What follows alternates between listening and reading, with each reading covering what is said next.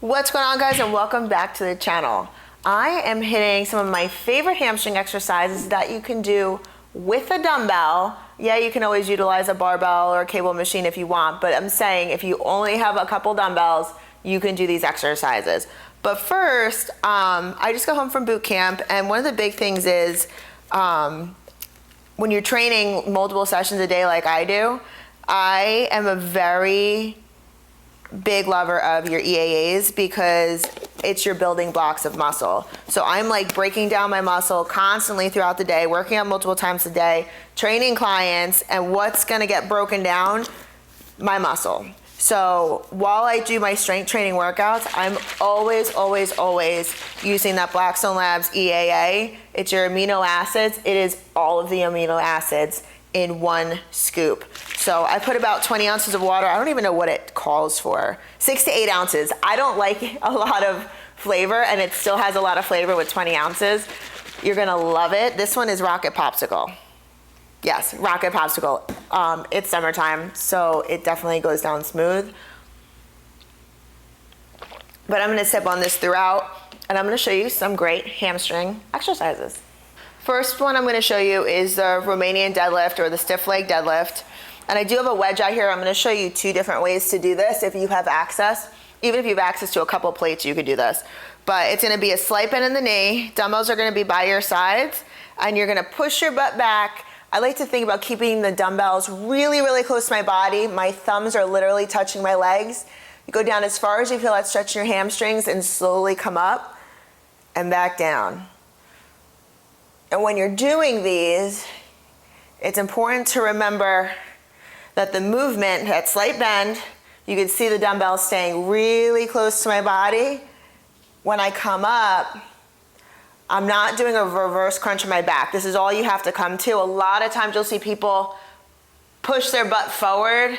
Not only does it not look nice, you're crunching your back, and that's when people start to hurt their back. So if you constantly stay with your shoulders in line, scrape the legs all the way down, pushing that butt back nice and far, real big stretch, and then bring it up just until your hips open up.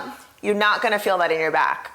The other thing I wanted to show you was you can use the wedge. It's gonna give you a little added range of motion. So just your toes need to go up on the wedge. You don't have to be full foot up there. Just give you a little extra range of motion, and then the same thing happens. Butt goes back, a slight bend in the knee. Dumbbells trace your body. The closer the dumbbells are to you, the better. If they get far away, you're gonna start to feel it in your back also. I'll show you that from the side as well.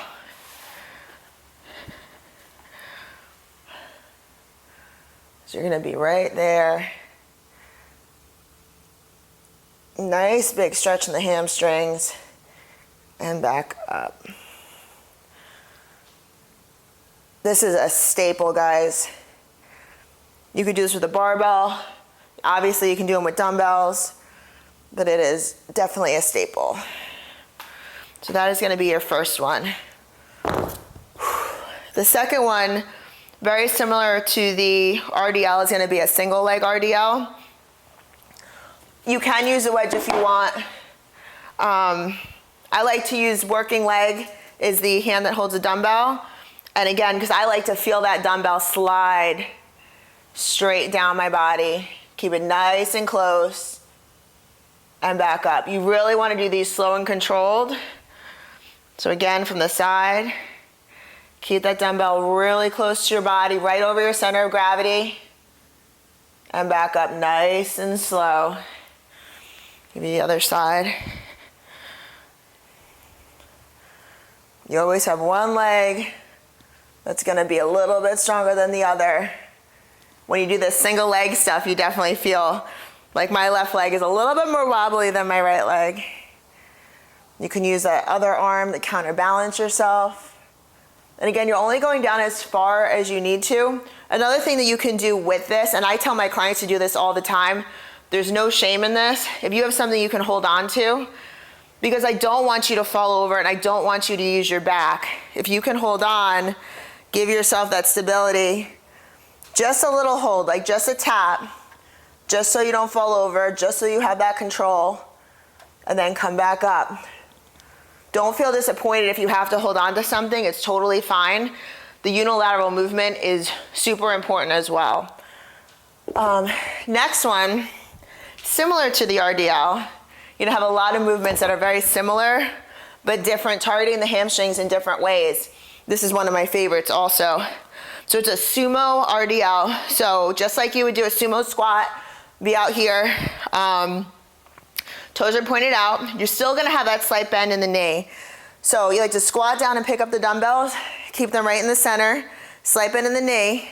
And I like to keep the dumbbells right in between my heels. Like I think center of the dumbbells between my heels and back up, okay? Slight bend in the knee, straight down. Same thing with your back, you're not back crunching. And it'd be right here, toes are pointed out, slight bend in the knee. Dumbbells are literally, you could see it from this angle, right in between my heels. So as I'm doing this, I'm literally bringing the dumbbells backwards to get them into my heels.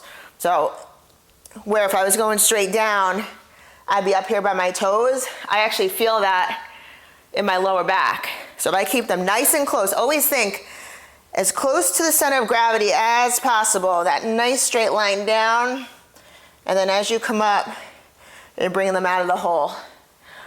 You can also do this on the wedge to make it a little bit more challenging.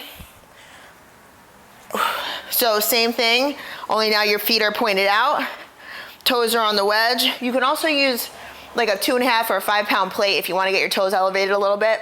I'm just lucky enough to have the wedge here, and you're going to be down and back up. You're going to feel much bigger stretch in this position. Okay, so that is my third movement. Fourth movement is another unilateral movement, doing a lot of back and forth between the two. This one is going to target your hamstrings and your glutes. It is your split squat. I guess I'll do it facing you first. So you're going to have one foot back. It's kind of not doing much. And then the slight bend in the knee. And you're going to come back. Again, I like to keep those dumbbells right where my ankle is and come back up. So you're going to feel this in your hamstrings and your glutes. So I'll go down to the side so you can see this. So this leg is just kind of back, just hanging out, not really feeling much of anything back there, just kind of there for stability. And you're going to be right here, down and up. It's very slight bend. When you're doing this, and if 2 dumbbells is too much, you can always do 1, but you are getting this straight up that hamstring and right into that roundness of the glute. So you are right here, keeping that dumbbell nice and close. We'll hit the other side too, just so I don't get unbalanced. You're gonna be right in here.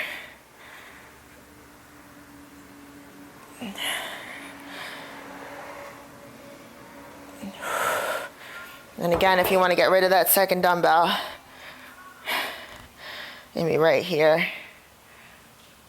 Trying to keep that dumbbell right in line with that angle. These are 4 of my favorite hamstring exercises. Now typically I'll use bigger machines. I'll do hamstring curls. I'll do the inverted leg press. You'll see me hit glute bridges, leg press, any kind of other heavy leg movement. And then I'll be supersetting with something like this in between. So these are great movements that you can add for accessory work into your leg routine. I love this. I hope you guys like this video. Some little extra exercises to throw in your wheelhouse. And remember, if you go to blackstonelabs.com, use KristenGraham at checkout, and I will see you guys on the next video.